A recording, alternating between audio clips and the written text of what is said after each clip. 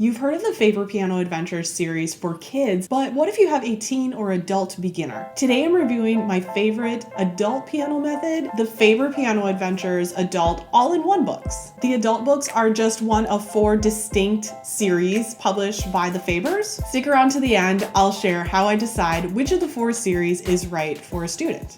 I'll be using my 10 categories for comparing piano method books. And the first category is pacing. The pacing of the Faber Piano Adventures Adult series is slow to average. That means by comparing it to other adult piano method books, it moves fairly slowly through the concepts and introducing the notes to average. So a student who has never taken lessons before in their life, or a student who is returning to the piano and really needs to kind of start from scratch, this will be an ideal series for them. Now, it's worth mentioning, if you compare the Faber Piano Adventures Adult series to other kid beginner series, then it's going to seem quite fast.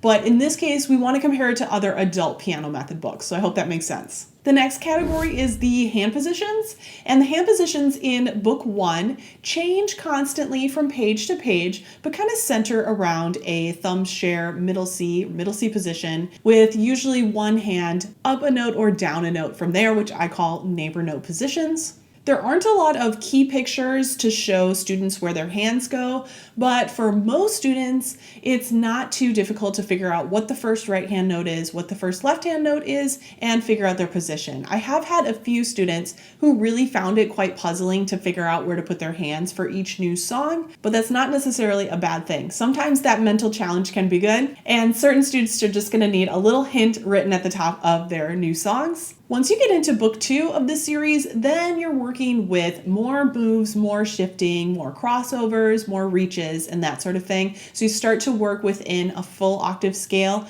rather than staying in a 5-finger hand position. But book 1, for the most part, stays in 5 notes for the right hand and 5 notes for the left hand, more or less. Moving on to notation. Now, the adult piano series compared to other piano adventures series is unique in how they introduce the notes, and I find this very interesting. If you watch any other My Piano Method reviews, you know that the guide note system is kind of the standard for piano adventures series. However, the adult series does not use the guide note system like the other kid beginner method books do. Which is interesting because I find that the guide note system is less effective for younger students and more effective for older students. They don't really use the guide note system in the adult method. It's very interesting. Now, what I mean by the guide note system is that's when they teach you like the treble G, middle C, and bass F, and then you fill in the notes in between. So you're like memorizing guide notes that are far apart to help you learn all of the steps in between. But in the adult piano adventures, students are introduced to notes in a stepwise motion instead of the guide note system. So if I ever sit down and talk to the Fabers, I'm going to ask them why they chose to do the adult method this way and why they don't do their kids method this way. But anyways, adult students are introduced to new notes on the staff fairly quickly, which is pretty standard for an adult method. The speed of how new notes are introduced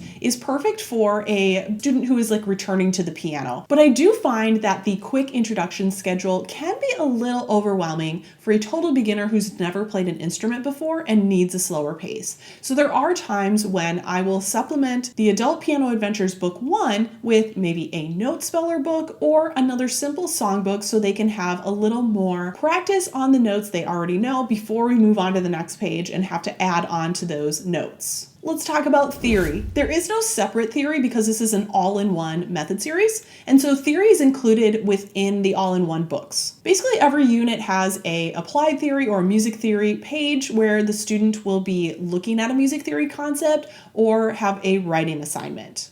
I don't think I've ever had a student go through these books who like consistently did the writing assignments that I asked them to do.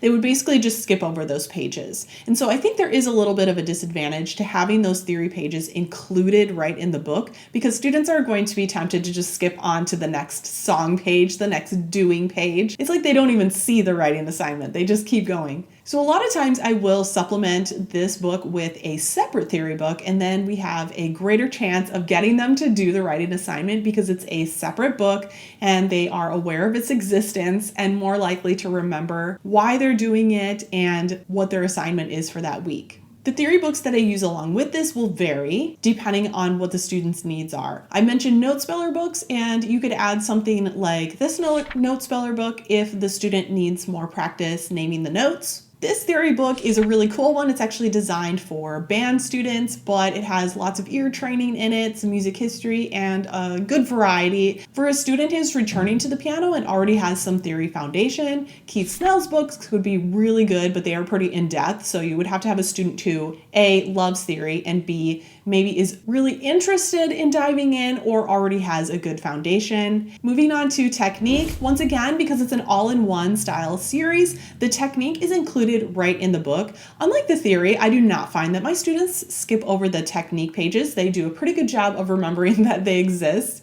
And there is at least one dedicated technique page every unit, and then sometimes there's other exercises or scales included as well. So I think that there's a pretty good balance for the technique. I'm pretty happy with the technique that's included in this. One other thing I love about these books is that both book 1 and book 2 have appendices in the back where they have all of the scales, like all of the 5-finger scales for major and minor in book 1, and then they have the full octave scales and other exercises that you could use as like a warm-up or just extra practice for those technical skills. I like that they're all included on the back pages of these books.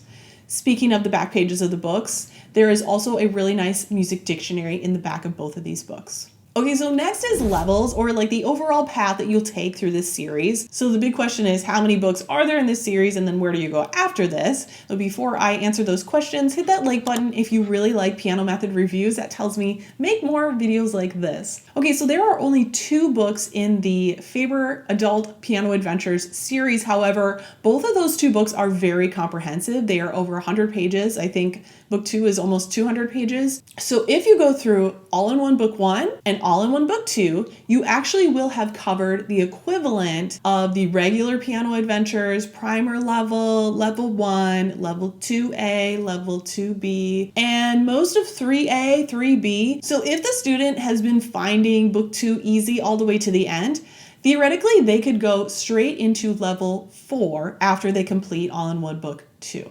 However, a lot of students, as they get towards the end of book 2, are feeling really challenged and maybe a little overwhelmed, and they might want to take a little step back before jumping into the level 4 of the basic piano adventures. In this case, they could go back to level 3B or even to level 3A if they really don't want to move forward until they've grasped these concepts and technical skills first. Let's talk about the aesthetics. We can't skip over this one just because it's not a kid's book. So the aesthetic is, as you expect for an adult method series.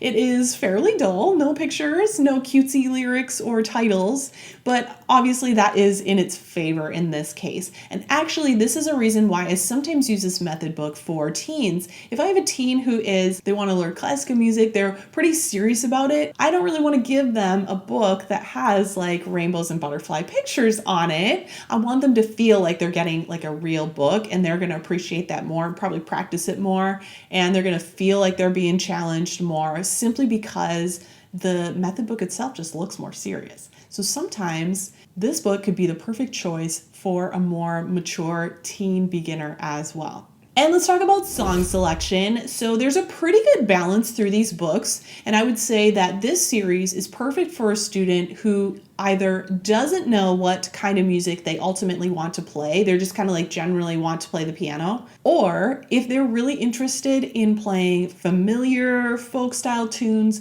or they want to do classical music. Most of the titles in these books are either an arrangement of a classical theme or it's like a familiar folk tune. There is a little bit of jazz thrown in there as well, but for the majority is more on the classical and folk side.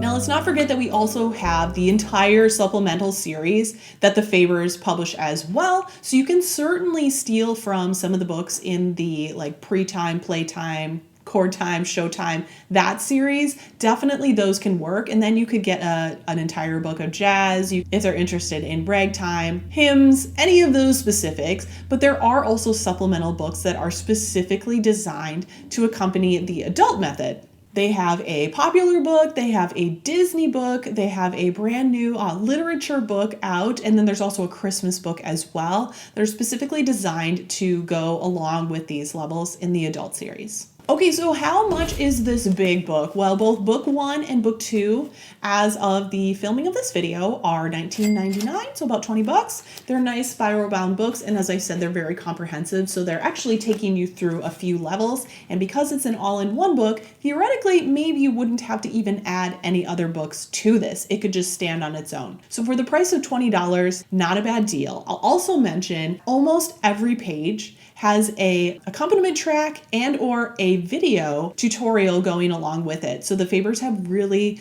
tried to make the online support for adult students. That's all available with the purchase of the book and actually free online for anyone to use. So there's lots of support and videos and audio for them to listen to along with this as well.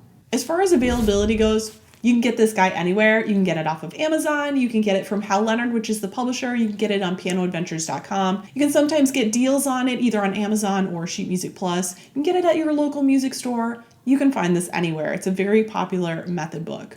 Okay, so let's break down all of the different series from Faber. So we have the My First Piano Adventure, we have the Basic Piano Adventures, we have the Accelerated Piano Adventures, and then what we talked about today, the Adult Piano Adventures. So what books are for whom?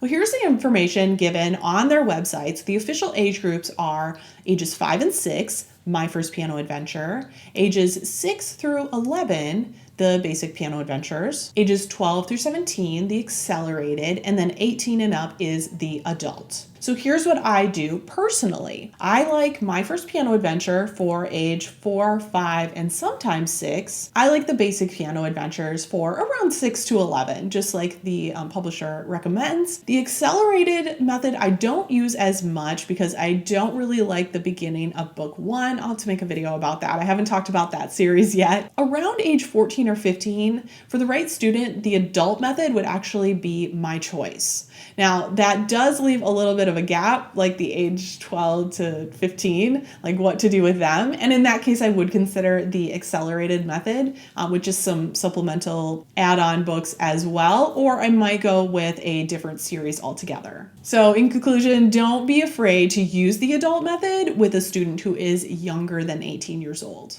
So for an adult student or a teen student, why would I choose the Piano Adventures over other adult methods? Well, I find that this series is very well paced for either a student who is a total beginner, doesn't really have like a specific genre that they want to shoot for, they just want to learn the piano, or someone who is returning to the piano, maybe they learned as a kid and now they are coming back to it, so they feel like a beginner, but they might remember some stuff, and they're interested in either any genre or classical or folk. Those are the people that I think would be most successful in this series.